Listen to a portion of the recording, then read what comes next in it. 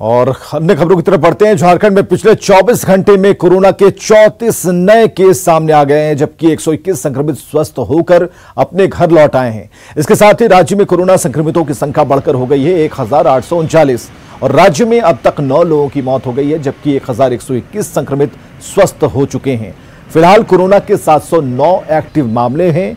कल 34 कोरोना संक्रमितों की पहचान की गई। इनमें सबसे अधिक 24 नए मामले सिमडेगा से मिले हैं। इसके साथ ही सिमडेगा से अब तक कुल 270 कोरोना मरीज मिल चुके हैं।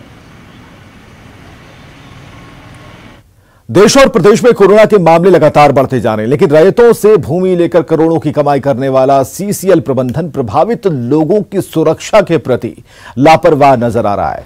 टंडवा इलाके में कोरोना मरीज की पुष्टि होने के बाद सीसीएल प्रबंधन की नींद नहीं खुली। सीसीएल प्रबंधन प्रभावित गांवों को सैनिटाइज भी नहीं करा रहा, जिससे लोगों में गुस्सा है। आज तक सीसीएल प्रबंधक से हमारे यहाँ विकास, सैनिटाइजर माने किसी तरह का कोई काम आज तक नहीं हुआ है। 17 में जो अभी हाल फिलहाल में पकड़ा है, आप लोग को पता ही होगा वहाँ पे केस कितनी बढ़ते जा रही है। बट हम लोग सीसीएल के मतलब यहाँ पे होते हुए भी फिर भी यहाँ पे कोई फायदा नहीं हो रहा है। हम लोग इस ना सैनिटाइजर का कुछ यहाँ पे ये हो रहा है। यहाँ तमाम हमारा जो सीसीएल जो है, विकास का एक जरा भी नाम नहीं है। जनता यहाँ त्राही त्राही कर रहा है। करोड़ों की लागत से बना रांची का मेगा स्पोर्ट्स कॉम्प्लेक्स आज अपनी बदहाली पर रो रहा है। जिस मेगा कॉम्प्लेक्स के निर्माण पर 130 करोड़ रुपए पानी की तरह बहाए गए, वो आज अनदेखी का शिकार है। मॉनसून की पहली बारिश ने स्टेडियम की रोशन को खत्म कर दिया। स्टेडियम के चारों तरफ बनी ड्रेनेज से सटी फेंसिंग की जो दीवारें हैं, कई जगहों पर गिर गई हैं और सिंथेटिक ट्रैक पर खतरा है।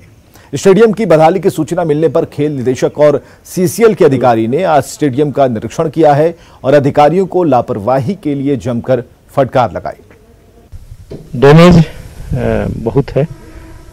डैमेज का कारण अब देखा जाता है कि पानी की प्रेशर के कारण जो हुआ है, पानी की निकासी में कहीं न कहीं मुझे जो प्रथम दृष्टा लग रहा है कि पानी की निकासी प्रॉपर नहीं हो पाई है, जिसके कारण चूंकि गलियारा में लगभग 2 से 2.5 फीट तक का पानी जमा का निशान मिला है। यहाँ पे देखा कि दीवार का जो स्टेडियम की दीवार है, कुछ बाहर में जो सपोर्ट वाल है वो गिर गई है, कुछ भाग में गिर गई है और ऐसा लगता है कि पानी जो बहुत ज़्यादा बारिश हुई है उसके पानी के बहाव के चलते भी उस पर असर पड़ा है और उसी से गिरने का केस लगा। तो उसकी मरम्मत होगी सर? जी हाँ, मरम्मत की जाएगी उसकी। कोरोना के चलते झारखंड में रथ यात्रा के आयोजन को लेकर संशय बरकरार है। वहीं रांची के ऐतिहासिक भगवान जगन्नाथ मंदिर न्यास समिति सरकार के गाइडलाइंस के इंतजार के साथ भगवान जगन्नाथ के रथ को भी ठीक करा रही है। न्यास समिति को उम्मीद है कि ओडिशा की तरह झारखंड में भी वैकल्पिक साधनों से रथ यात्रा संपन्न करने की अनुमति मिल जाएगी। कि रथ यात्रा इस बार संभव है। देखिए, भगवान को तो जो उनका जो मुख्य अनुष्ठान है उसको तो करना आवश्यक है। यात्रा में जिस तरह से लोग आते हैं, मेला लगती है, लोग रथ को खींच करके मौसीबाड़ी ले जाते हैं, तो इस बार हमको नहीं लगता है कि वैसा संभव होगा। असंभव वाली बात है, लेकिन उसका कोई विकल्प हम लोग प्रशासन से उसका निर्देश लेकर के ही उनसे बातचीत करके कोई समाधान निकालना चाहते हैं, क्योंकि भगवान को वहाँ मौसीबाड़ी पहुँचाना भी जरूरी है। हम लोग भी आशा में है झारखंड सरकार उड़ीसा हाईकोर्ट के जो निर्णय है उसके अनुसार हम लोग को भी कोई गाइडलाइन दे कि हम लोग भगवान का रथ को वहाँ तक पहुँचाएं, मौसीबाड़ी तक।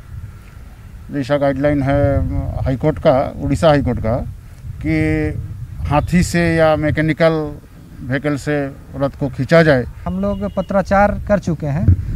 राज्य प्रशासन से भी, मुख्यमंत्री को भी पत्राचार किया गया है, जिला प्रशासन डीसी साहब को किया गया है, सीनियर एसपी साहब को किया गया है, एसडीएम साहब से पत्राचार किया गया है। जो भी सरकारी गाइडलाइन आएगा उसी के तहत हम लोग काम करेंगे।